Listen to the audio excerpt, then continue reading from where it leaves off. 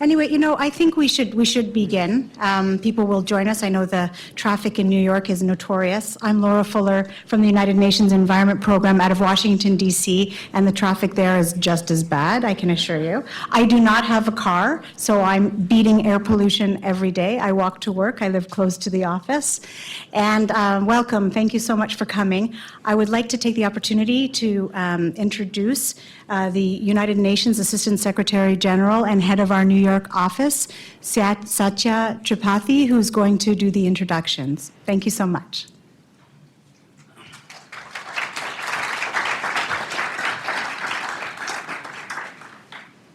Thank you, Laura. Good afternoon, ladies and gentlemen. I'm delighted that despite the busy day and the difficult traffic, as Laura mentioned, we have a room full of people that really care about air pollution and, more importantly, the environment and the climate. You're all aware enough, intelligent enough to know what we are discussing today. But let me put things a little bit in perspective. I don't want to stand between you and the excellent moderator we have for today, Rob, and the outstanding panel who will be talking more about the subject. But just spare a thought for these 7 million people that die every year, and their death can be directly attributed, the premature death can be directly attributed to air pollution, of which about 3.8 million people die thanks to domestic air pollution, mostly in the developing countries. 93% of the children live in areas that would be toxic by WHO standards across the planet. And then, of course, one could go on, and the statistics is staggering as it is shocking. But that shouldn't prevent us from acting. Many times, yesterday at the World Environment Day celebrations at UN headquarters, I was being a little rhetorical, and I said, if I were to come up with a great business plan to the governments of the world, and I told them, I'm about to embark on something that will ensure great economic growth, but will kill 7 million people every year, I'm not going to get a business license in any part of the world. But we don't think that way. This is all staggered, this is disaggregated, and you cannot really ascribe it to a particular industry or a particular person or a particular company. That lack of focus as to who to blame, perhaps, lets this business become business as usual. And that's why we are where we are today. We have 10 years to turn around. And of course, we can debate very passionately about the climate science and if it works and if it doesn't and if it is correct or if it is incorrect. But the fact remains, scientifically, we are at 415 parts per million carbon concentration in the atmosphere. We haven't had this situation in the last 3 million years. This is a scientific fact. We can argue as much as we want. And so we need to act. We need to act now.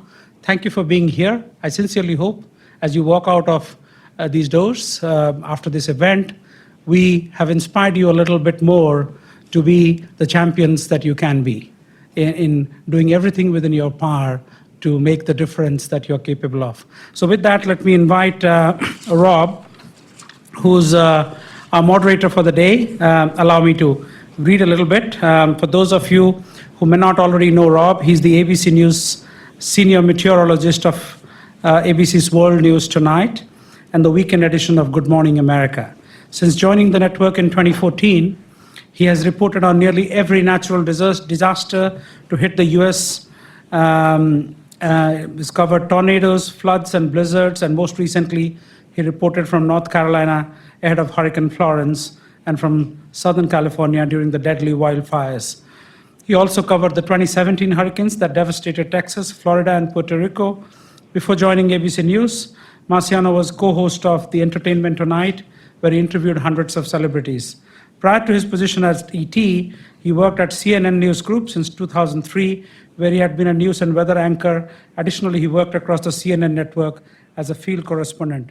He's graduated from Cornell University with a bachelor's degree in meteorology and holds the American Meteorology Society seal of approval as a certified broadcast meteorologist. Over to you, Rob. Thank you.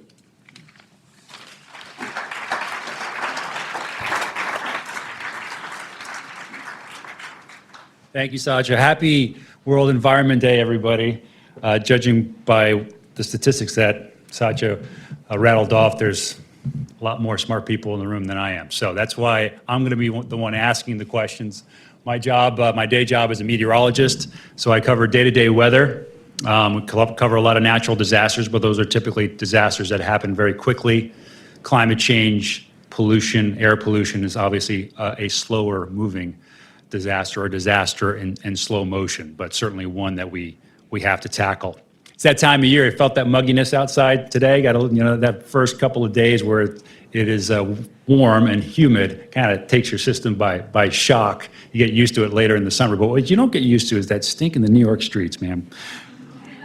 When that garbage is sitting out for days at a time, I don't know if we're going to talk about that pollution, but it's what drives us New Yorkers to the country on the weekends. But obviously, when we heat up the atmosphere, when we get a lot of sun baking down in the cities, ozone is a huge issue. You get the nitrous oxides mixing in with that solar radiation, and boom, you've got a bad health day. And it happens far too often, and it's happening more frequently. And climate change, obviously, giving us more warm days, is only exacerbating that problem. So we'll discuss climate change a little bit and how it is impacting us as humans and our society in regards to air pollution today. Obviously, look, there's more people, right? And when you have more people, you've got more cars, you've got more power, you have more waste. So you've just got more problems. And so how we combat and control pollution is critical. And we have to be ahead of the game as feasible as we can be. We've done a pretty good job, last few decades, catalytic converters in the 70s, trying to knock down smog in LA. They've done a pretty good job, but it's better now than it used to be, but it's still a problem. But we've got a lot of work to do, and we're going to need the help of government, and we're going to need the help of industry, and I think the two can work together to make that happen. Climate change, yeah, we talked about the heat, what it can do with ozone. Creates more drought, creates longer heat waves, it creates more forest fires that burn hotter. And then boom, you've got not just the stuff that we're pumping out into the air via our cars and power plants, but the natural pollutants in the way of forest fires, which are a naturally occurring thing.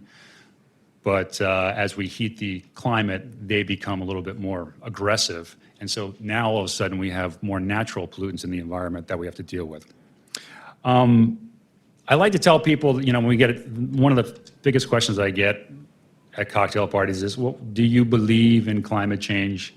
Or what do you think about climate change? I think now it's a little bit more, everybody's kind of on the same page, but what I like to tell people, regardless of where they are in the spectrum or what they know, is, look, if you walk out the door and you flip the light off, or you walk to work,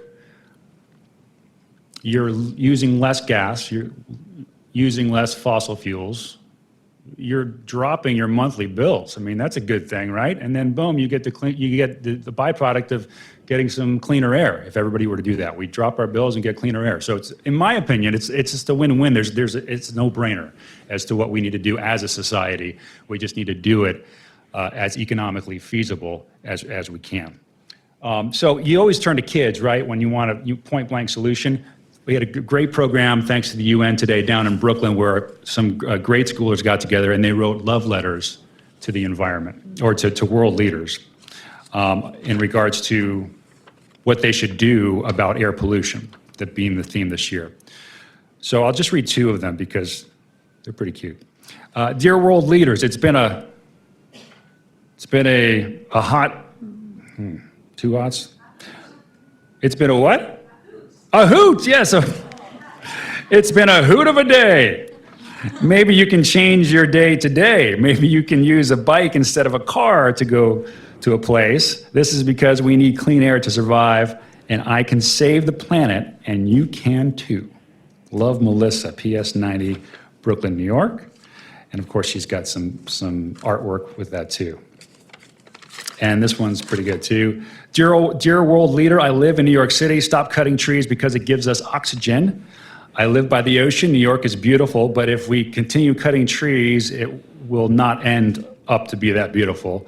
We also need to stop littering in the ocean, and we need to start recycling, and we also need to stop climate change.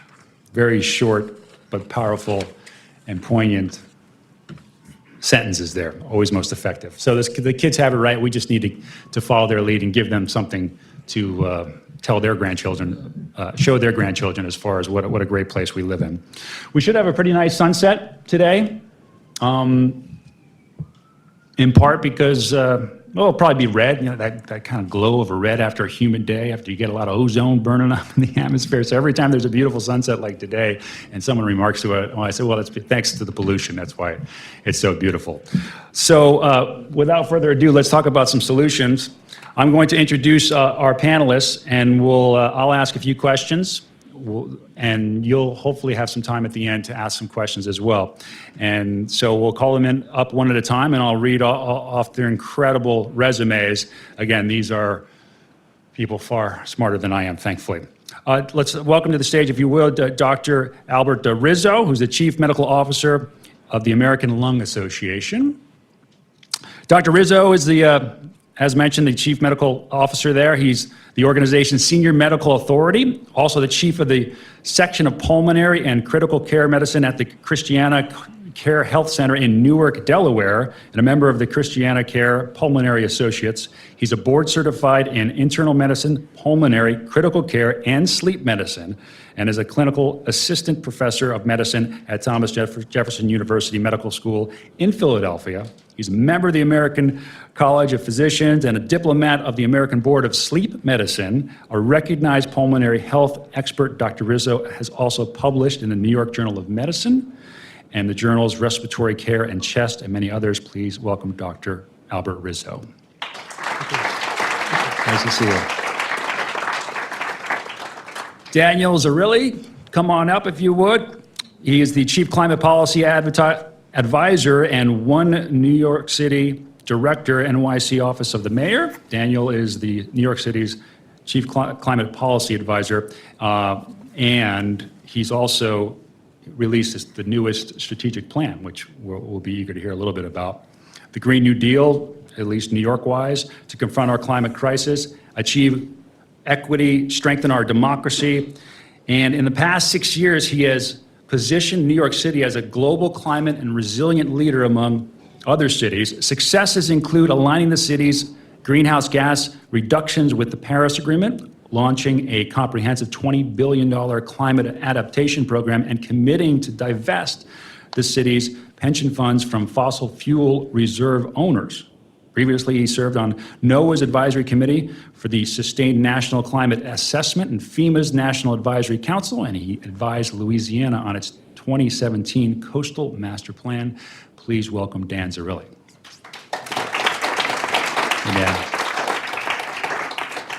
And Lisa Bate, come on up, Global Ambassador for Sustainable Design. Lisa is the chair of World Green Building Council's Board of Directors, a former director and board chair of the Canada Green Building Council, a fellow of the Royal Architectural Institute of Canada, and was a representative to the United Nations Environmental Protection, Sustainable Buildings, and Climate Initiative. And recently, Lisa was awarded Canada's 2019 Clean 16 Winner of the Building Design, Development, and Management Sector of Canada's Clean 50 Awards. She has designed and a project management experience across Canada, China, the US, Caribbean, and India, and is currently the Global Sustainability Lead for B&H Architects. Please welcome Lisa Bate.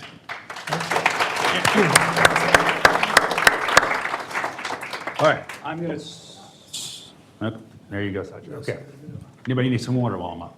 I used to be a waiter. You know what? I would love some water. Okay, there we go. Lisa, there you go. Anyone? Dan, water? Okay. Okay. Then I have to navigate it though, don't I? So while I serve, I'm going to let each of them speak for a few minutes, kind of what they do, what they've been working on, and some hefty points that they would like to perhaps make. Oh, you never know when you get there. It's 90 minutes. I mean, you're going to need it. So, if we could, Dr. Rizzo, why don't you start? We'll share the table there. Well, first of all, I want to thank the United Nations for inviting us, having the American Lung Association work together with something that all of us know in this room is something we'll have to work together to make happen. We know that there are a number of air pollutants that affect us, but the two that I'm going to talk about tonight are widespread and dangerous, and in some ways the most important in many ways, and that's ozone and particle pollution. Consequences of exposure to these two pollutants include flare-ups of asthma, worsening of COPD, effects on the heart leading to increased heart attacks, strokes, and unfortunately premature deaths in many cases. So these consequences mean it's critical for us to make a connection between air quality and health. And now it's even more important to make the connection between air quality and climate change, because as was already mentioned, climate trends that tend to be warming will lead to an increase in the ozone and the particle pollution that we see now. Ozone acts as a sunburn when we breathe in ozone-laden air. So that sunburn affects the linings of our lung. And we know it shortens life. There are a number of studies, both in cities across the United States, Europe, and Asia, that have shown with strong evidence that ozone is a deadly killer. Particle pollution is also a killer. Particle pollution represents a mixture of particles and droplets of liquid that are various sizes. The larger sizes tend to be called coarse particles. Often we breathe them in, they irritate our nose and the back of our throat, and we cough and we sneeze and we get rid of them.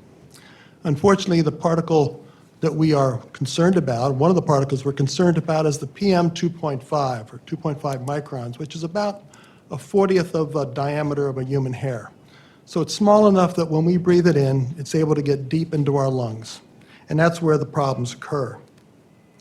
We also know that particle pollution makes us live less longer, but it also leads to more asthma attacks, chronic COPD attacks, cancer of the lung, heart effects, and we're also learning now that it's leading to every organ in the body being affected. Earlier this year in February in the journal Chest, there was a two-part series presented by the Forum of International Respiratory Societies. And they talked a lot about pollution and also about ultrafine particles, the 0.1 size particles. These particles are not only small enough to get into our lungs, but when they get into the lungs and those small air sacs in the lungs, they're small enough to go into the bloodstream. They get into the bloodstream and travel throughout the body, and they're recognized by the body as foreign particles. And our body reacts to that with inflammation. And inflammation is something we think is causing a lot of disease in this world: heart disease, lung disease, autoimmune diseases. So ultrafine particles are probably a culprit for causing many things, which include dementia and nervous system changes. It's important to note that all these things are unhealthy for all of us, but there are groups that are more vulnerable: young children, the elderly, those with chronic lung diseases like asthma and COPD, those with heart conditions, pregnant individuals, those who have to live in areas where particle pollution and ozone are more common, such as the lower socioeconomic, and also those who have to work outdoors on days that the rest of us might want to be inside. So they're more vulnerable groups. Now, where does climate change come into all this? Ozone is a molecule made up of 3 oxygen atoms, and that's the most organic chemistry we'll talk about tonight. Okay. Ozone doesn't come out of the tailpipes or the smokestacks. Ozone high up in the stratosphere actually protects us from ultraviolet light. When the ozone is created at ground level in the troposphere, we breathe that in, and that becomes that sunburn that affects us. And ozone forms because things that come out of cars and smokestacks, the volatile organic compounds, or the VOX, the nitrogen oxides, they cook in the hot air and the sunlight and create ozone. And that's the part that is so concerning to us. Particle pollution does come from factories, smokestacks, coal power plants, cars, and wildfires, has already been mentioned. So climate change that leads to warmer climates, heat and drought, will lead to a higher risk of wildfires occurring, and wildfires lead to particle pollution, and they don't just affect the areas where the wildfires are. These particles can be spread hundreds of miles with the wind. Now, having said all this, it's important to recognize that we've made a lot of great strides in improving the air over the last several decades. The Clean Air Act, which was passed in 1970, and the important amendments to it, especially the ones in 1990, actually created the framework that is used now by our government to set up standards called the National Ambient Air Quality Standards, or NAAQS, for the criteria pollutants, two of which are ozone and particle pollution, the other four being lead, nitrogen oxide, sulfur dioxide, and carbon monoxide. Those are pollutants that we actually have standards for, and the EPA helps determine those standards based on science. For the last 20 years, the American Lung Association has been putting out an state of the air report. Our most recent one came out in April of this year, and it takes into account air quality based on science that is vetted for the years 2015, 16, and 17. There's always a trailing of 3 years as far as getting the data. Not by coincidence, the three warmest years in the history of the world were 2015, 2016, and 2017. This year's report found that more cities are having higher ozone and particle pollution, at least on a short period of time, and more cities are also having the long particle pollution period, the year-long effects. Right now, there's an estimate about 141.1 million Americans live in areas where the air quality is poor based on high ozone and high particle pollution. 4 out of 10 Americans are living in bad air quality. Particle pollution has increased such that 7.2 million people are now in unhealthy air compared to last year's report. So we have challenges ahead of us where it comes to cleaning up the air, but the Clean Air Act has served us well, and it's going to be celebrating its 50th anniversary in the coming year. And based on the science that's been used to set up the standards, we feel that in 2020, those standards will lead to 230,000 people not dying prematurely that would have if the air quality had remained as bad as it was several years ago. So we know we have work to do, but to ensure that that work is credible and gets done, we have to all work together. We have to make sure that the tools that the Clean Air Act has and has used remain in place, they get funded, and the rules are enforced. And hopefully by doing that, by power plants reducing their emissions, by cars reducing their emissions, we're going to be able to help clean up the air and therefore have less health effects as we described. So I'll turn this over and then we'll deal with questions later on. All right, have a seat, Daniel. Dan, why don't you go next? Dan Zerilli, you can talk for your seat if you like. Or? Yeah, this is fine. Again, happy World Environment Day, everybody. This is it's a real thrill to be here, and on behalf of the mayor, we're thrilled to be celebrating World Environment Day and really drawing and putting a spotlight on the issues of and how important it is that we're working towards a clean environment. And air quality is, I see as one of those issues where, some of the things that we're already set up here around the impacts of climate change and what's coming with wildfires and droughts and storms and the things like we saw from Hurricane Sandy, they have one ability to move people's minds on the risks of climate change and what's coming. But air quality is one of those issues where it's something that hits you every day. It's something that you notice. When we talk about climate in terms of how many parts per million of carbon dioxide are in the atmosphere, no one can really see it or feel it in any sort of discernible way. And yet air quality is one of those issues that you know it when you feel it, and you can see it in the air. And knowing that we've drawn such a clear connection between the air quality and PM 2.5 with hospitalizations and deaths makes it one of those issues that I think people really understand. If your child has asthma, you really understand the direct impacts of pollution, which is what I think makes this conversation so incredibly powerful.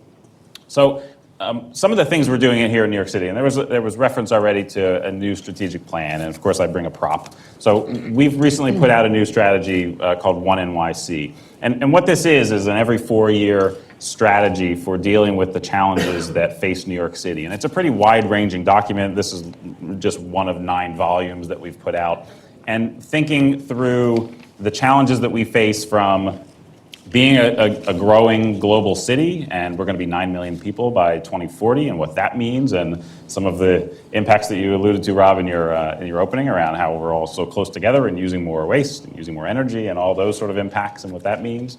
But it's also that we are in a clear moment of an affordability crisis here in New York City, some serious economic insecurity, the wealth and health inequities that are manifesting themselves, particularly on a racial basis here in New York City. And then you layer on top of that climate change and the stress that is coming from more and higher likelihoods of heat waves, more flooding incidents, all of the sort of impacts that we're going to see, bigger and more intense storms. And it becomes a lot of people describe it as like the threat multiplier. It makes all of those other challenges even worse. And at the same time, it's of course a challenge where we do need to work together to address these root challenges to our city, and this is cities across the globe that face very similar issues.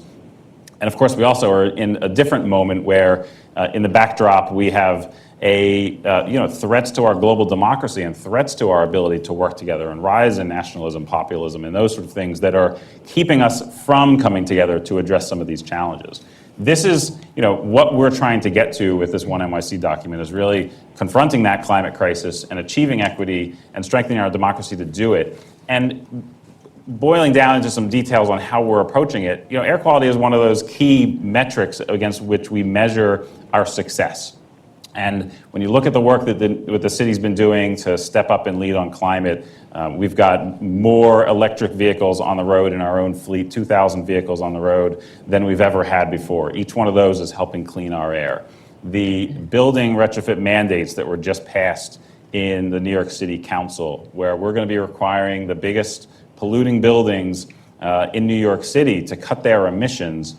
That's going to be another way that we're going to be ending our reliance on fossil fuels, and it has a very clear outcome on cleaner air. The kinds of things we're doing to get more New Yorkers involved in this fight, and the citizen science toolkits that we have, the global calls for innovation that we're doing for air quality innovation here in New York City. There's a spectrum of things that we're doing to drive down our emissions that have clear outcomes on air pollution and therefore clear outcomes on health that really do manifest themselves very much in an approach of equity that the mayor has come into office really focusing on. And some of the successes over the last couple of years, I know some folks are in the room that had a lot to do with this, by continuing to get rid of the dirtiest fuels that were burned in our buildings. Well, it was done in a way, and it had a clear equity outcome where the building, many of the areas where those buildings were, and you look at maps of the different challenges that we face in New York City, it's really no big surprise that what you see is Central Brooklyn, the South Bronx, Northern Manhattan, communities of color, poor communities that are bearing the biggest brunt of some of these challenges. And so by addressing problems in ways that is driving down pollution in these hardest hit areas, we're actually seeing benefits that do improve an equity outcome of New York City and do improve, I think, the social fabric of New York City and improve our ability to deal with challenges. To me, that's, I think, the strength in how we're approaching things in New York City, and it's not just a level of technocratic fixes of, we're going to replace this fossil fuel use with this electricity use, and it's going to be based on more cleaner impacts. It really is an approach to think about who is seeing the worst impacts of this and directing our resources in an equitable way so that we see better outcomes. Climate change, air pollution is fundamentally unfair, and we need to do everything we can to make sure that we are approaching it in a way that achieves a greater level of fairness. So that's kind of things we're doing here in New York City, and we can talk in more detail as we go. Thank you. And Lisa Bate, let's talk buildings. Well, I'm going to move to the podium because otherwise someone's going to end up wearing this water, and it's probably going to be me. So we'll go there. So the prop I have is the prop that I think everybody got. And what we do know is if we pay attention to the SDGs, the 17 SDGs, and map against them, we see great results. So I'm here today representing World Green Building Council. And interesting with today's event, the host country is China.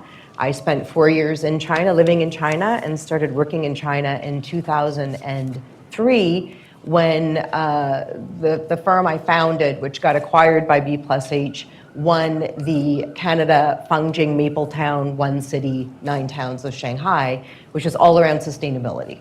So first trip, couldn't believe how vacant it was. Well, guess what? SARS was happening. Didn't know it at the time, got out just before sort of lockdown, but also recognition that with China and what China is looking to do and willing to do and starting to do, when we look at the countries where you've got vast, huge populations, where we've really got to make these big changes, India, so much of developing Asia, Africa. So the World Green Building Council is a group of about 70-ish countries, and the World Green Building Council is sort of the glue that keeps us together. With the World Green Building Council movement, there are 2 major projects that we've really launched, and our members, being these countries, really take up. One is called Advancing Net Zero, and it is really around getting to net zero carbon buildings and also grids. And then the other one is really better places for people. And obviously, outdoor air quality, indoor air quality really has to do with better places for people.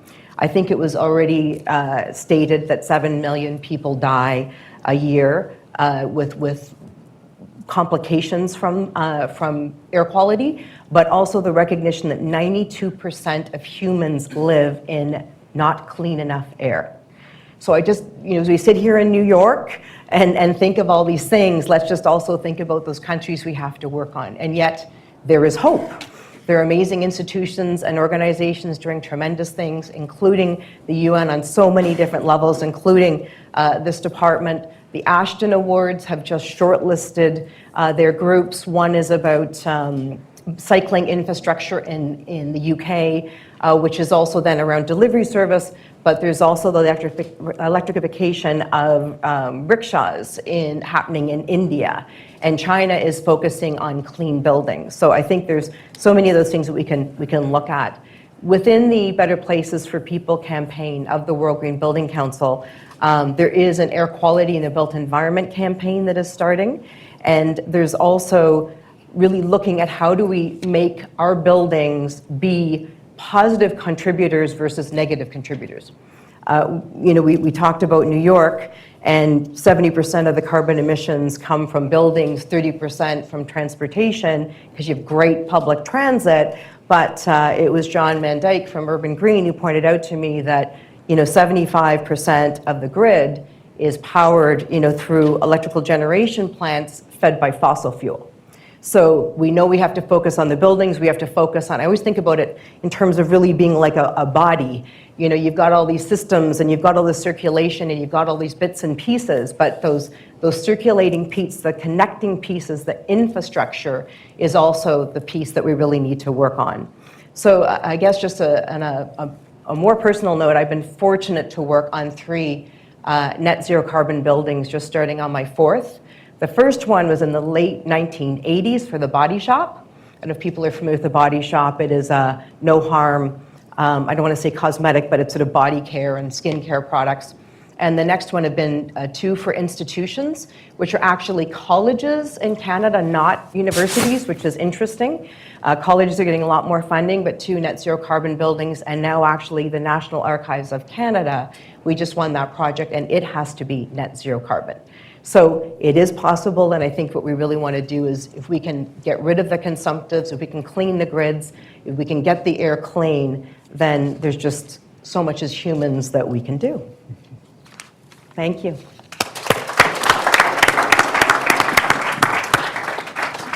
Okay, I'll ask a few specific questions to each speaker, maybe a couple of general ones, and then we'll have some time for you guys to chime in as well. So think of those questions, and we'll get to those in a second. Lisa, since you just finished and buildings are a topic of mind, we're in this beautiful, pretty modern facility, but New York is a city riddled with older buildings and a lot of new skyscrapers that are going up. I mean, the skyline is just changing dramatically. What do you think are the biggest things that builders and planners are missing when it comes to solutions for the air pollution that they give out? I think the retrofit piece, especially in the city of New York, and some of the changes that are happening around carbon trading, around sharing, around mentoring, big developers, small developers, individual owners, lots of family owners of B and C grade buildings. So I think the more that retrofit piece, the lessons can be shared. We do know in the various countries that what you measure, you manage, and what you measure, you improve. So I think looking at the rating tools, whether it be LEED, whether it be BREEAM, whether it be, there's so many different things. But I think when we start to look at those and then look at the whole supply chain of the impact, that's one of the things we're looking at under the Better Places for People is think about the supply chain and how you kind of close that loop. So from extraction to manufacturing of materials that go into buildings to packaging and transport, we haven't got to the building yet, let alone construction. So then get there, the construction piece. We do know that construction pollutants are really, really high, often in sulfur dioxide, and also nitrous oxide. And there's that, and dust with construction is huge. And then just by the time the building operates. We probably spend 90% of our time indoors. It kind of goes anywhere from, optimists saying 89 and other couch potatoes saying to 93. And I think recognizing that, the seepage of pollution in, but also some of the material, the off-gassing of what our buildings are made of and what interior finishes are, especially in emerging markets. And then just also things like filters on furnaces, changing filters, those kinds of things. I think that, that whole piece, all of that can be looked at. And I don't think the great part is it's not rocket science. Like some of it is just really being mindful about all of those things. What about costs? I mean, there's got to be a slightly higher cost at least. What I would say now is people, and the rating tools that I know, LEED Gold pretty much now, which is predominant in the US and in Canada, is pretty much base normal now in terms of cost. Platinum or net zero carbon, but you have to also look at the lifespan of the building. A very large developer in Canada, which is one of the pension plans. And I think, a bit of a segue, what's interesting now is the Harvard business model for how large investors diversify. When you have the top 10 controlling 34% of investment and the big pension plans that have to maintain 100 years of paying out pensions, no one can invest in oil and gas anymore because it's no longer sustainable if you have to last 100 years. It's going to be sunset. So I think, all of those bits and pieces have brought down the cost tremendously, and it is that, so an internal rate of return on a building built to LEED Gold I'm just thinking here, it probably finished in 2009, so one of the early ones, their internal rate of return was 14 years. That now is a couple of years. So I think that kind of argument is long. So you're getting your money back in essence with just You're getting your money years. back in operations, and then you're not. A net zero carbon building, you're paying up front. Right. We just had a net zero carbon building come in 5% under budget. That never happens. Someone screwed something up. But also right now there's no operating cost. Yeah. And they're feeding. What's interesting is the grid don't want to take it back. Their response is, we sell energy. Why would we take energy from you, or why would we buy it? But they're actually providing energy back to the campus, and there's discussion around whether or not they're going to actually provide it to the hospital. And there have been some of those schemes in California where we've seen where hospitals are getting energy from buildings during low production time, low energy use time. Sounds like another win-win. You got me fired up, Lisa. Okay, good. Dan, what's the mayor's office doing to keep construction in check in regards to these air pollution, and what's not just that, but the targets that you've set now to trim air pollution going forward? Well, there's a bit of a follow-up too on this question, and then I'll get to some of the things we're doing. The cost benefit on how these measures are evaluated, of course, there is a huge still socialized cost of all the health impacts that we're talking about, of all of the impacts of climate change. And our cost benefit doesn't nearly do a good enough job of trying to capture those costs. And with whatever might happen in DC on carbon pricing or any other sort of measures that might be coming, there's going to be even more of a level playing field, I think, for investing in the right things and moving away from the subsidized cheap things, which are typically fossil fuel based. And so I think there's a lot more to be done to, I think, get to a level playing field on what those investments need to be. But if we're already at a place where investments are level and and competing well in the marketplace, I think it's only a good sign, because it only should get better at that point once you take that full life cycle and all those external costs into account. So I mean, some of the things that we're doing, you heard a little bit about the retrofit bill, and as you're thinking about cost, we just and some people will probably smile about this. We just went through a really, really big fight in our city council on getting some world-class standards put in place for buildings. You mentioned this earlier, 70% of our greenhouse gas emissions come from buildings. A lot of that comes, of course, from localized burning of fossil fuels that has air quality impacts locally. Otherwise, there's the electrification of the rest of the systems, and that has more regional impacts on greenhouse gas emissions and air quality. And so we've been trying to tackle all of these things in as many different ways as we can. Upgrading our building standards, ultimately being on a path to getting to net zero buildings for all new construction. But of course, as a lot of people know, something like 80 to 90% of the buildings that exist today will still be here in 2050. And so that's what made the retrofit bill so important, to be able to go after and look at the sources, the highest sources of pollution, and set really world-leading standards for cutting the greenhouse gas emissions, cutting the air quality impacts from those existing buildings. At the same time, we're also looking at the grid and what we need to do to make sure that we are continuing to spur the kinds of investments into clean electricity. And it's, with the taking Indian Point, which is the nuclear plant that's in Westchester County, that's scheduled to come offline. That's going to make our challenges even harder. But the state now has a standard by 2040 that we're going to have 100% clean electricity. We are, poised for being able to access, over the next several years, offshore wind, and that market needs to develop. And at the same time, we're going to be taking some action now to get our hands on clean Canadian hydropower to help power city government with clean electricity. And so it's a range of actions that we're doing to make sure we're going after the localized, sort of the point impacts that cause local air quality impacts and have greenhouse gas emissions. But it's also the larger systemic challenges in our grid, in our energy use writ large. And then that doesn't even take you into all the transportation things, so we could cover that separately if you'd like. Let's cover that. Now, you've got an ailing subway system, or one that needs constant maintenance. What besides the electrical aspect of it, obviously that power is coming from mostly coal burning, what kind of issues are you having with air pollution in regards to the subways? Well, it's not the subways so much. So most, of that nearly 30%, or it's about 25%, I think, of our greenhouse gas emissions that come from transportation, something like, 90% of it comes from private vehicles. Right? So it's, the transportation system really underpins our city's ability to be incredibly efficient when it comes to emissions. And our emissions in New York City are about a third of the national average, largely because we are higher density and we have a functioning and great subway system. And so that allows us to get around and move and be a whole lot better with getting around than cities that rely on cars almost exclusively. But those private vehicles, of course, we need to be electrifying those. We are working to do that with our own fleet. We've made a commitment that we're going to have a carbon neutral fleet by 2040.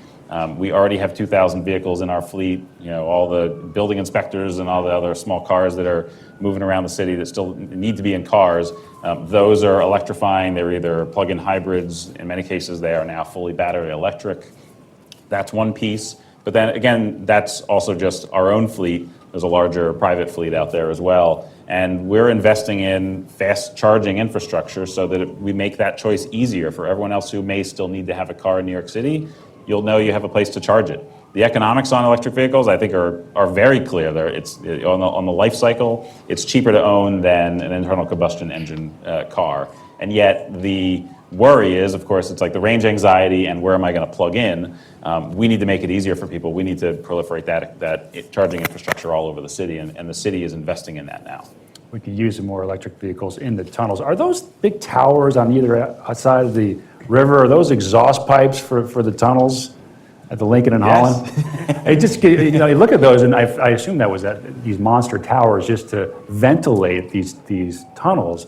It just, once again, gives you a good visual of just how much we're pumping out of our cars and buses just to go through those tunnels, and we're building another tunnel, at least that's the plan. Let's circle back to health. Dr. Rizzo, my mom, aging, she's proud to say that she smoked 2 packs a day while she was pregnant with me, which is part of the issue. She said her doctor said she's got COPD, asthma, and emphysema. And I promised that I'd take you home with me tonight to make a pit stop, if that's okay. I can make a train. Thank you for that. What are some of the direct impacts that you're seeing with your patients in regards to air pollution and maybe even climate change? Well, as you said, every day at least I see one person with asthma, one person with COPD. Many have both because some people had allergies and smoked when they were younger. And unfortunately, when we're taking care of an asthmatic patient, part of the care is get them on the right medications, explain to them what the disease is all about, and have them identify triggers that may make their disease worse. And unfortunately, as you just heard, one of the biggest triggers is the air that they may breathe when they walk outside. So I have to educate them about ozone, particle pollution, and more importantly, just say, if you know, look at the air quality on that day. You have a weather app, or there's many apps. Airnow.gov is one put out by the EPA. Check the air quality, and maybe you have to adjust what you do that day. Be out early in the day rather than late in the day, because we know ozone worsens as the hot day goes on. So I instruct them about the triggers. And the same thing when I switch to a COPD patient, one of the biggest concerns we have with them that as they're getting more short of breath with the disease, they become more sedentary. And that's the last thing we want a COPD patient to do is get sedentary. They get deconditioned. Now they start to walk across the room. They're out of breath, not because the lungs are worse, but they're just weaker. And we can't say go out and walk on a bad air quality day. So the air quality does put restraints on the patients I just mentioned. Those are more at risk, so it affects them every day. The grandmother who wants to go watch her grandson play baseball at 4 in the afternoon on a bad air quality day is going to have to make some choices. It's heartbreaking to watch my mom, who's just this spry woman, always lots of energy and can move faster than women 20 years younger than her. Now finally, it's catching up. And as weather people, you'll hear the local weather person nearly every day talk about air quality. And we always say for sensitive groups, which are the ones you highlighted, elderly, those that have lung issues and young kids. But to hear you talk about it really resonates just how important it is when we give those reports. What's the healthcare industry doing in regards to air pollution? I mean, you're contributing in some ways. Well, I think it's a large industry, so just like other industries, it has a lot of buildings, has a lot of cars, a lot of fleets. So hopefully they're doing the same things that other companies are doing to try to become green, using electric vehicles, things of that nature, trying to be very efficient in the manpower that they use in their hospitals. In my state, my hospital system is the second largest employer in the state, with the government being first. So I think they have to take responsibility because they do produce a lot of waste and they use a lot of energy. And hopefully many of those systems are doing that. The other thing that the health industry needs to do is educate our patients about the importance of air quality and the role it plays in promoting disease or affecting them if they already have disease. And I think as physicians or scientists or researchers, we have the ability to use the best science that's out there and become an advocate and a trusted messenger of what the science is telling us about air quality and how it's so important for us to improve it. I think we still have to carry that on our shoulder and be the advocate for that. Because even though everybody, non-physician, can be an advocate as well, I think the research that we know and can portray to our colleagues is important. Lisa, how are they doing? How's the health industry doing as far as the hospitals, how they're built and how they're managing their contribution to air pollution? Well, once again, because often it's public purse, depending on which country it's in, they often then have to follow rigorous standards that are also looking at making sure that indoor air quality and consumptives are down, and air exchanges and things like that. It's interesting in different places as well, because, for example, in Western world and the Americas, or North America, we tend to look at wanting a private room, so you can actually, for disease and infection control, you can control it. But if you were in Asia or you were in the Barbados and your family put you in your own room, people would look at it and go, they left me alone to die? Like, it's one of those where the sense is you want to be with other people. So I think there's so many cultural factors with health that play into it too. So once again, just even some of the easy lessons around, eat right, exercise. It's funny when you say go outside to play, but still, it is something we have to think about. But when I was living in China and was there during the apocalypse, I had my staff phone me and say, we have to order these filters off of Taobao right now. All of the good ones are gone. We have to hand them to our staff so they know we're taking care of them. I thought, I'm not buying anybody fake masks. We're not going to do that. If we didn't get them before, we got to make sure we have them for the next time. Because that's the other piece is, what makes you feel better is no longer maybe making you feel better. The placebo isn't maybe happening anymore. And I do know when I was there, I did kind of do, what am I doing with my 2 kids that are here at Shanghai American School and can't play baseball and can't, baseball tournaments, a couple were canceled in various places in Asia. You fly to Beijing, you fly, to Bangkok or something, there are days when sort of like not happening. And I think, that massive scale of shift that we have to do, it is interesting. I was looking to the Department of State that's responsible for all the US embassies and consulates around the world right now are putting together 1 billion data points globally around air quality. So, it is amazing in terms of what can happen in a movement. And you think like 1 billion, I can't even imagine where or what that would be. But I think, once again, if we monitor, then I think we're going to start to see a lot of vast improvements. The hard part is pollution doesn't respect borders. So I was getting yelled at by a University of Washington professor last week because of the fires in northern British Columbia and Alberta, making the air quality really bad in Washington state.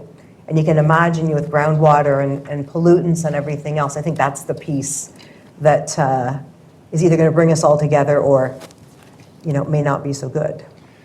We all want clean air, that's for sure. So I'm happy to see some sort of cooperation globally. There's probably questions here that may not be of interest to you as a group. So if there's anybody with a burning question that they have for the panelists right now, I'll open it up to questions now. Otherwise, I'll forge ahead with some of the things that we've prepared. Anybody have any questions? Okay. Over here. All right. This is live stream, by the way, so I was told to watch my language. I'll pass that advice along.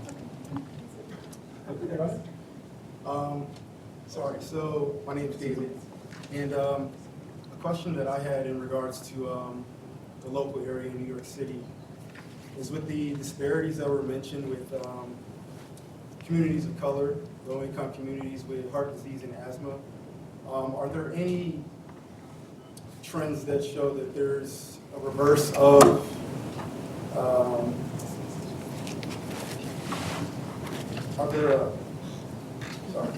But this is on. Hello. Are there any indicators that there's a reverse in the trend in these communities that have such disparities from a racial perspective and SES perspective?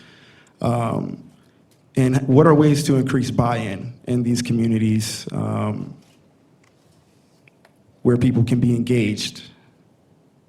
Dr. Rizzo, you want to start with that? As far as the, if you improve the air quality in that area, there are studies that have shown a decrease in incidence of heart attacks, for example. Okay? As far as how you can change that, that's a bigger issue with regard to many times socioeconomically disparate areas are around interstate highways. So the air quality is not as good because there's a lot more cars going through there, different than if you were out in the suburbs. So part of it is actually changing where you live if you can, or how the area where you live can be improved. But to answer your question, if the quality is improved, studies show there's less heart attacks, for example, less flare-ups of asthma, less hospitalization for COPD. Maybe others can address the more demographic issue there. Yeah, I mean, one of the things we've definitely seen in New York City is, and we identified this in 2015, putting out our first One NYC strategic plan, followed through with it in 2019, that there are very clear disparities on premature mortality, on maternal health, on a number of health indicators that are purely driven on racial characteristics and race.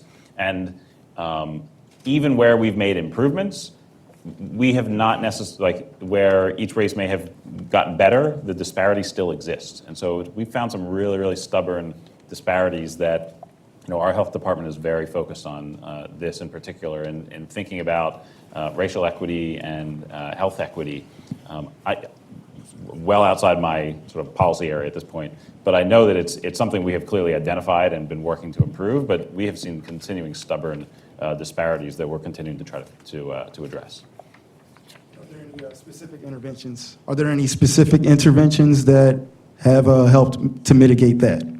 I mean, some of the things we've done, making particular hospitals have, I'm thinking of an example in maternal and infant mortality where we've expanded programs for, baby healthy hospitals where we have seen improvements on heart and asthma and others. I'm not sure I have enough to be able to speak to it, and I can follow up and get you more expertise on that after this.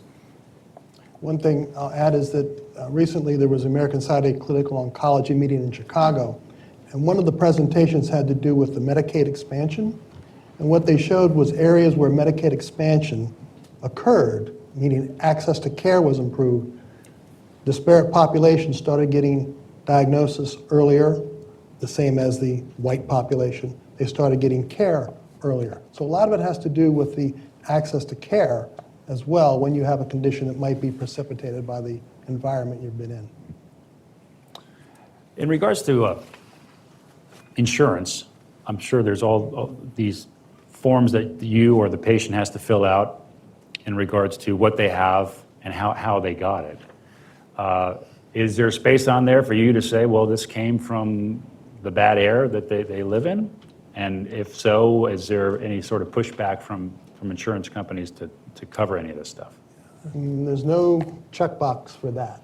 This is related to air quality. Now, it can be, I'll take that back a little bit, it can be in a situation where somebody who has to work in an area that has bad air quality, they adjust their work based on my recommendation that it's medically necessary to improve the air they're breathing. Many times it's indoor air that has to be improved, but if somebody who had to be outside, now they move them inside because it's, quote, an occupational indication. But as far as blaming the air, no, I've not been able to do that. And we're certainly seeing, sadly, more and more that the men and women that worked post 9/11 down there in downtown, what they're dealing with now. So how powerful the air is that we breathe, the impacts are unimaginable in some cases. Let's talk a little bit about climate change. I get it a lot, so I'm sure y'all get it a lot, but maybe not so much in your field, Dr. Rizzo. As far as questions? Well, as far as, how is my health impacted by a warming world? Well, the patients who already have lung disease are very well aware of what we just talked about. I'm not sure if the younger, healthier population is, but yet there are people who are avid runners who know that on days when the air quality is worse, or if they take a route by an interstate, they feel it. Now, does that, in their mind, say, oh, I better be more active and advocate for cleaner air? I don't know. You mentioned that you used the analogy of a sunburn for your lungs. So if I were to go on a 3 or 5 mile run on a bad air quality day, I might feel worse about it. But I don't feel like a sunburn in my lungs, but I'm doing long-term damage. Right, and many people will feel a little bit of a cough, a little Yeah. bit of tightness, a little bit of a uncomfortable feeling compared to if they were in a cleaner climate when they were running.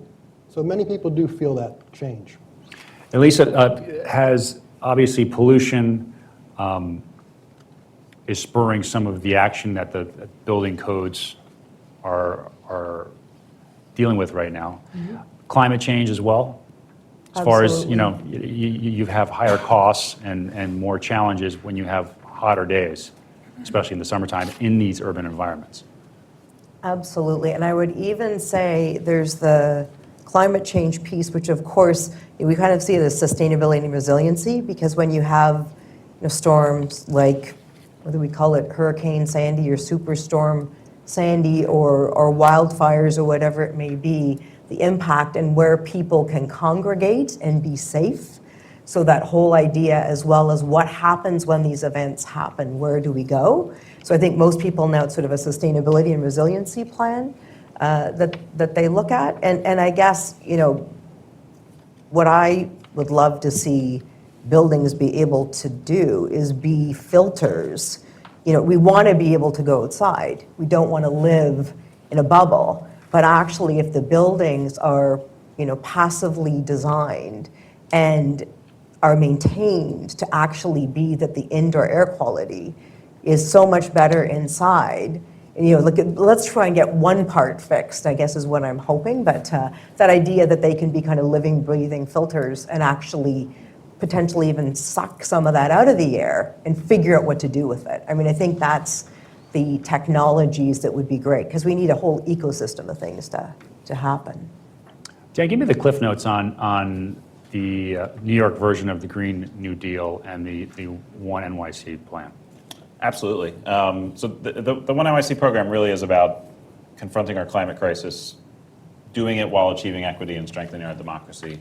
And for us, the climate work falls into a set of characteristics. It's the mitigation. We need to end our reliance on fossil fuels. We need to stop being part of the problem and cut our greenhouse gas emissions in line with the Paris Agreement and probably further, which is why we've made a carbon neutral commitment by 2050 and have put forward a number of programs and locked in an additional 30% reduction by 2030 of those greenhouse gas emissions. That's coming from things like the building retrofit mandate, the clean electricity that we're pursuing, things like congestion pricing here in New York City, and the benefits that's going to have, a whole number of elements that's going to help us stop being part of the problem, right? The second piece is really about adapting to the consequences that are already happening. And things like Hurricane Sandy are, a clear signal that something has changed, and sea levels are rising. It's getting hotter.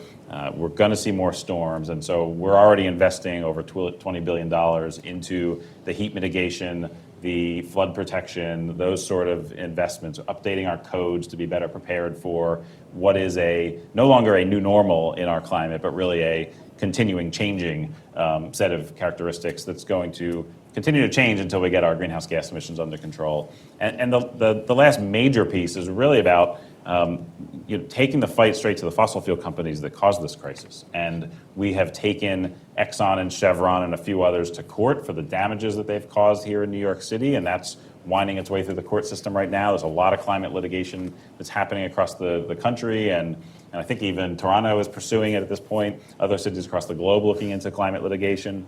We're divesting our pension funds. We don't want to keep our money in the things that are causing climate change, and so we are working to pull $4 billion out of fossil fuel reserve owners, and ultimately work to double our investments into climate solutions, the renewable energy, and use whatever powers we have to spur that transition in line with the Paris Agreement towards more clean electricity, carbon neutral sources of energy. And I think the other major piece of the Green New Deal conversation is, yes, the climate action, it's also the job creation that comes from that. The building mandates alone that just passed through the council is estimated to create north of 25,000 jobs before 2030. That is a huge selling point and really brings together, I think, some constituencies, labor and the environmental organizations that have been at odds in the past. And I think the Green New Deal helps bridge that together, because not only are we doing the right thing for our health and our environment and the air, but it's also creating jobs. It's creating new economic opportunities. It is creating that new transformation into a clean economy. To me, that's what the Green New Deal is really about, and those are the kind of things that we're already doing here in New York City. It may be a conversation about what the nation needs to do. I think New York City is showing that it's already working. So let's, what can we celebrate so far? Obviously, this is still pretty fresh. What can we celebrate that we've achieved so far, not just in New York, but in Canada and other places? And what are the biggest systemic challenges going forward for future progress? We'll start with Dan. Global greenhouse gas emissions continue to go up. New York cities are down 17%. We're heading in the right direction, I think, sending an example of what can be done. And yet what we're fighting against is money that is pushing us in the wrong direction. And the subsidies that we continue to see in fossil fuels that are manifesting themselves in poor air quality and continued reliance on fossil fuels, that's, I think, the real challenge, is how do we overcome that as a nation and as a globe? Full stop. I think that's the number one problem we have, is that the folks who are making money on this problem want to continue making money on this problem. And they have strong lobbyists. That's right. And Lisa, before we went on, I don't know if I should make this public, but you expressed some frustration in Canada's lack of leadership in some areas of at least the building and the air pollution faction. What kind of hurdles are our neighbors to the north up against as far as pushing some of these more progressive plans forward for climate change and air pollution? Well, we have a government now that put in a carbon tax. And there's a lot of backlash about the carbon tax, so things are moving in the right direction. And what I would say in the US, where climate change has not been on the agenda at a federal level in politics, what is interesting is that you do run into the Department of State. You run into Army engineers. You run into climate groups. You look at what Bloomberg and large, Rockefeller Brothers funds, what you see people are investing in. So I think sometimes when you have the shiny government, you don't get as much done. And so I sometimes think when we feel that people that believe change has to happen, and there's an adversity against you, if you see that public opinion is going in the other direction, that it also makes some of us just act more. So this may happen in Canada next, because people aren't so thrilled about the carbon tax. People get tired. We have three, parties, main parties, and so it's interesting to see what's going to happen in the flop. But it was interesting with Andrew Scheer, who's the head of the opposition party, the Conservatives. He just canceled a celebration of getting rid of a carbon tax in Alberta, which is our oil and gas province, because he recognized it was inappropriate with the current fires happening in the north of his province. So if he's having an aha moment, maybe we'll get some more aha moments. So I just think for us it's scale, small population, big country. So it's just, that's the hard part. They watch Oprah in Canada too, obviously. We watch Oprah in Canada. We love too. aha moments. We don't want to get too political, obviously, because the UN is all loving across the entire world. Exactly. Regardless of political factions. We're here to. Too late for me. Well, yeah, you're in a difficult spot. Dr. Rizzo, so you look at the money in medicine and the way it gets passed around is, it's hard to kind of follow. What are some of the hurdles your industry is up against in regards to air pollution or climate change going forward, considering the circus that it is right now? Let me go back a bit and answer your question about what we should celebrate. And I think, as I mentioned, the 50-year-old clean air law is a celebration, because without that, we would not have made the progress that we have to this point in time. So the science that's used to set standards is doing what it's supposed to do. We have to keep that in place, as I mentioned. And the return on investment, it's often when you hear about changing the EPA laws and rolling back the regs, because it's too expensive to follow those regs.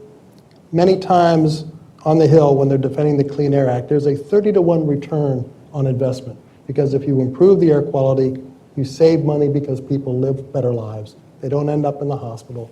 You have more productive society. So that 30-to-1 return on investment is a very important thing to celebrate, and has to be used to make people advocate more for standards that the science backs up to save lives and improve disease. Now, there's a lot of money in the healthcare industry. Not that the doctors see, but there's a large bureaucracy that tries to make, the system's broken. We can spend all day talking about different options, a lot of which is political, a lot of which is business model related. So I don't have an answer for all that money that's out there, and the pharmaceutical industry gets blamed for gouging prices, and all those things occur. That's kind of a separate issue from air quality. I think we all have to be on the same page about defending the science, keeping the air as clean as it can be, and some of these other things will take care of themselves once we realize that we'll have better lives. It's kind of like, I think I get a $200 rebate if I show that I belong to a gym from my it's preventative. Non-smoker. It's preventative medicine is having clean air. Another win-win. Before I move forward, any other questions? Microphone to the young lady in the second row from the back.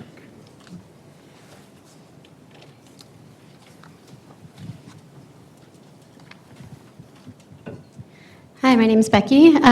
Just a question. I know we're hearing a lot from New York City, and of course, New York City is a leader in many areas, and you say emissions are down 17%, but what about other kind of smaller cities, not necessarily rural, because maybe they're not dealing with emissions so much, but cities where they don't have the capacity to be understanding the data as well?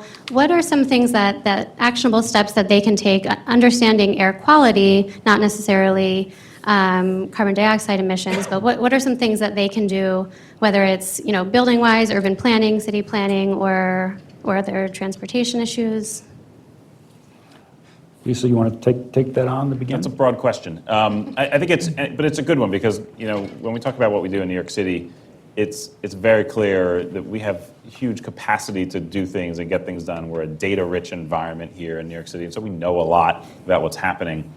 Not every city, obviously, is in that boat. And kind of the things that we've tried to do is to make sure that we are participating in lots of different city-to-city partnerships, and whether it's things like the C40 network or Urban Sustainability Directors Network, and any number of city-to-city, we're trying to plug in as much of this good learning as we can, so that others can see the things that we do and find ways to adopt them in their own cities. And in a lot of cases, we learn some things at the same time.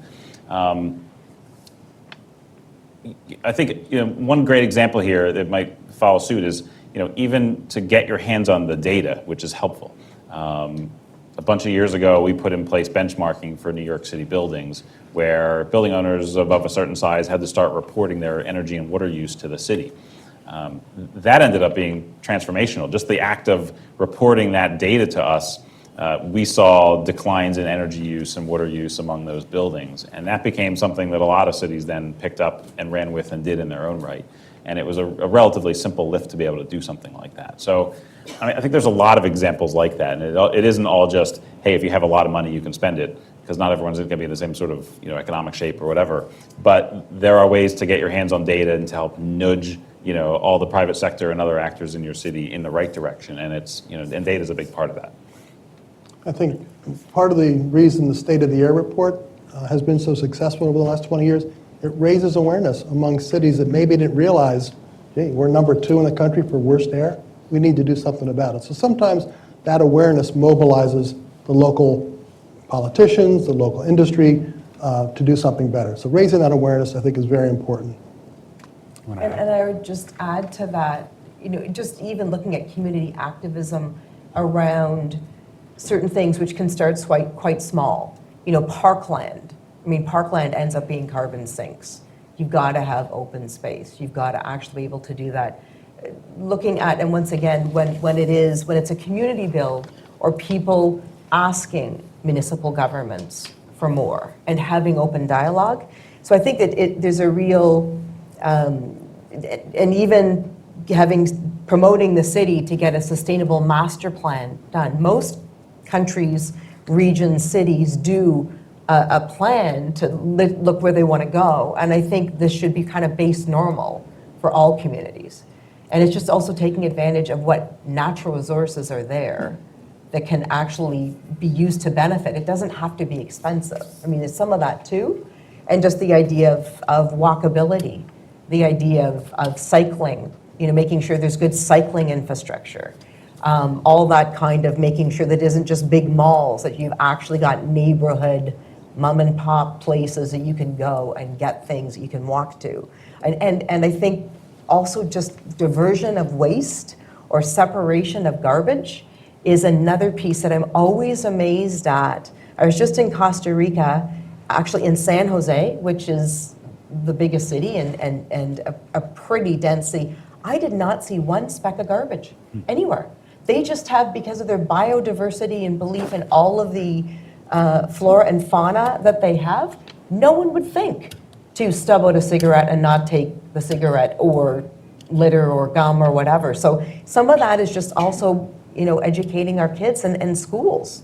With the letters, that were received, it's really just that simple. It's just about sharing the stories.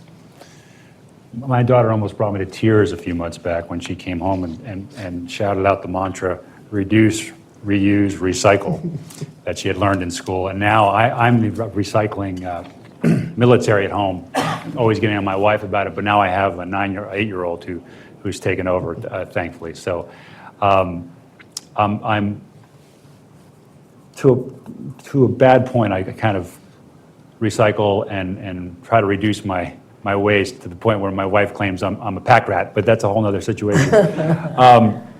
There was a great doc out that came out about 4 or 5 years ago called Wasted. I don't know if you've all seen it, about how much food we waste here, especially in America. I think it's something like 40% gets thrown out. And then what? That goes into a plastic bag, then that plastic bag goes into a landfill, and when that can be composted or certainly reused in some capacity or donated. What kind of things, Dan, can New Yorkers do specifically if they want to take a deeper dive into all this and take action other than protesting? Don't discount the power of protesting and voting, for that matter. The last chain in that link that you just described is that when that waste decomposes in the landfill, it's creating methane, which is orders of magnitude worse than even carbon dioxide for its heat trapping ability in the near term. And so that's the explosion of natural gas across the country and all the methane leaks and what we're seeing from fugitive emissions from landfills is also another piece of what we need to do. The city's committed to zero waste. We have the largest organics collection program in the country here in New York City. And we've committed to making that a mandatory citywide organics program across the whole city. So 8.6 million New Yorkers will hopefully, when we work through this with the city council and get this passed in legislation, will have to be separating their organics because it's such a clear behavioral change that has an impact on emissions and greenhouse gas emissions. So I think there's a lot to do. And to your question around what can I do, what can New Yorkers do, I would say go to our Green YC program, and it is purely it's based on the idea of that you can make a difference, and whether it's learning how to weatherize your home or how to compost your own food waste or any number of other measures that you can take. Green YC is really about it's the things you do can add up. Now we also, I think, need to do the things to fight for larger systemic change, because it's a total lie in the conversation right now that it's only the individual actions that we take that are going to solve this crisis. And yet, doing those things, I think, helps build the larger political power to make larger systemic change. So both important, but everything we do matters. How do we bring all that to scale to get it to an efficient mode when you have so many millions of people living in this spot, even if we're able to separate all these things so that they can be properly disposed of or composted or recycled? I mean, we do lots of things at scale here in New York City. And so, people are already separating their recyclables. And so we have a citywide program for doing that. I think it's one more thing. New York City is big, yes, but we're big enough to figure these challenges out.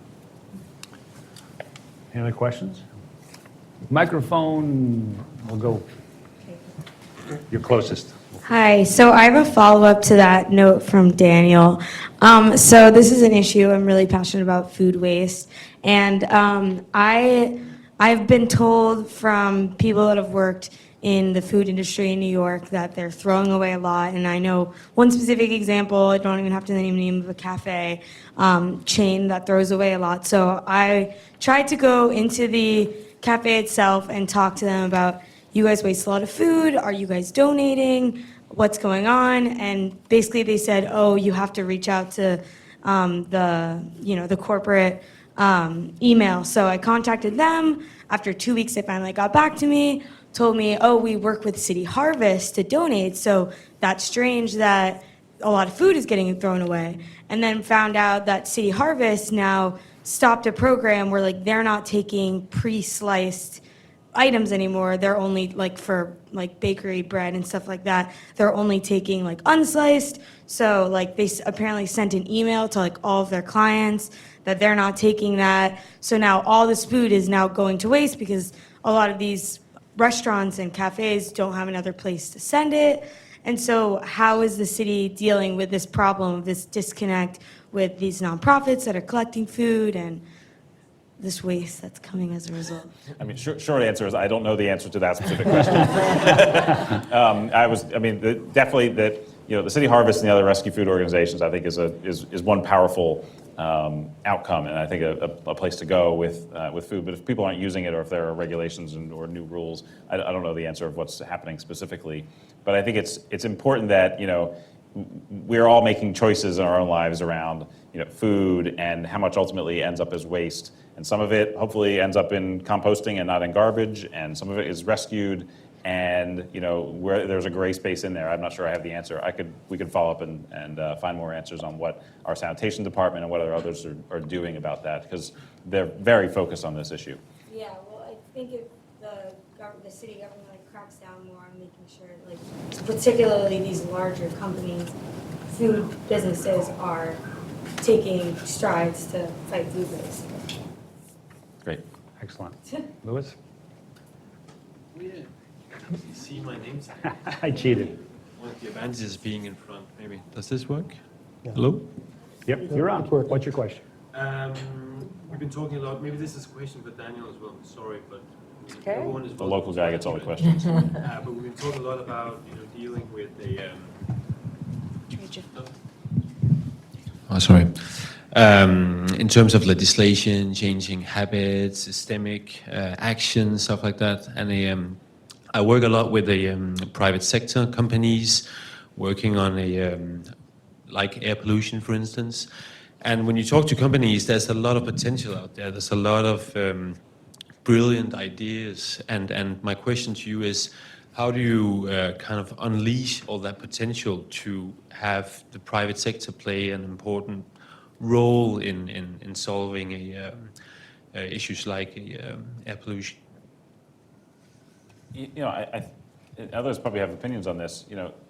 Regulation matters. The Clean Air Act, I think, set important standards that then point sources have to follow, and they innovate in order to make sure they can meet those requirements. We're going to see that happen, I think, in real time with our building retrofit mandates. We've set clear standards for with deadlines in 2024 and 2030 for emissions and for emissions out of buildings, and so the private sector is going to be scrambling to meet that, and that's going to require technology, that's going to require partnership, that's going to require finance, but the regulation sets the standard, and I think that unleashes the private sector to meet that standard, and I think that's a good model, and I think that's a way for the public sector to say, here's where we need to go to, and the private sector is able to help fill that void and help us get there. Excellent question. Anybody else? Gentleman in the back. Yeah, I have a question for Dan and Lisa about a structural change in our housing market that's occurring in New York City and other global cities, which is investors purchasing very large condominiums. Often they don't live in them. The size of these units is often more appropriate for, say, suburban sprawling communities rather than the heart of Manhattan. So if we're trying to keep our building sector very efficient, Should we think of a different way of benchmarking buildings that takes into account the number of full-time residents or full-time employees in a commercial building rather than just the interior square feet? So if I can maybe share, Vancouver, this has been a huge issue. And there now is an empty house tax. And Vancouverites who are getting close to retirement age, where in our healthcare, public healthcare system, if you're in the country 6 months, that's why the snowbirds everybody talks about heading south of Canadians, and it's because you have to be in country for 6 months. And Vancouver is actually looking to reduce that you can't be out of country for, and I can't remember, I think I heard 2 months, but I've also heard 3 months. And it will be that your taxes on your house are astronomical in comparison if it's empty. The hard part is the folks that own those empty houses and live somewhere else, maybe that tax is a drop in the bucket. That's the tricky part. And I guess just around the scale piece, it's interesting when you look at the density in New York and the population, but the more vertical you're able to go and having full floor plates, penthouse plates, multiple penthouse plates, you're right, it's exorbitant. But the hard part is you live in a city where a lot of people want to be from all over the world that have money that they're looking to spend. But I agree with you, to me it's a bit of a policy thing, that if you have if you have X number of people, and I know because it becomes human rights and freedom and what choices, but if you have one person or 2 people living in something that's 12,000 square feet, beyond just the tax based on the square footage or the property tax location, should there be something that actually looks at how many people live in a place? I think in New York, the debate hasn't necessarily, I don't think we would begrudge if 2 people lived in 12,000 square feet so much as 0 people living in 12,000 square feet, which is, I think, the debate that's raged around the pied-à-terre tax and those things. I don't know that I've ever thought about it from the energy point of view, because in the retrofit argument, retrofit mandates argument that happened in the city, I guess there's some speculation that we're going to be discouraging certain high volume and high energy uses, and it's going to encourage lower volume, lower energy uses. And I'm not sure how that's going to play out. I don't think it's going to play out nearly as much as some of the naysayers have said. But connecting over to the issue on, basically what are investment properties for foreign money, I think is a totally almost different and separate issue that's causing a housing crisis in New York City. And I think we need to deal with it in a different way. I think it's a drop in the bucket from the energy use conversation citywide, I would think. But I'm not sure I'm sort of thinking out loud as I go right now. Well, if anybody knows of anybody that has a 12,000 square foot apartment that's vacant, we can move this party there because there's plenty of space. That's all Open the the time. window and you can see a bunch of them. So. All right, sounds like a plan. Satya, I don't know if you had some closing remarks. If not, I'll just want to thank our panelists, Dr. Rizzo, Dan Zarilli, and Lisa Bate. Please show them your appreciation for their expertise today.